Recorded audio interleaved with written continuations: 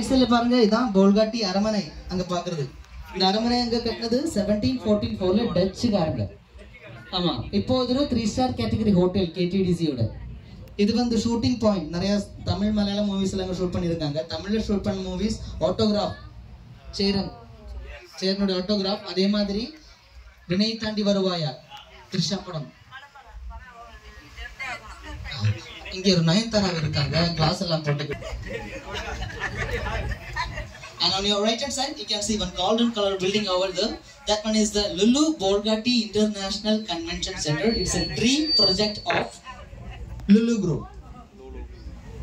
அப்படியே ரைட் சைடுல பாருங்க, ஒரு பெரிய கோல்டன் கலர் பில்டிங் பார்க்க முடியும். அது வந்து Lulu Group ஓட ட்ரீம் ப்ராஜெக்ட்னு சொல்லுவாங்க. Lulu Bolgatti International Convention Center. அதே மாதிரி கிராண்ட் ஹைட் குரூப்போட 5 ஸ்டார் ஹோட்டல் இருக்கு.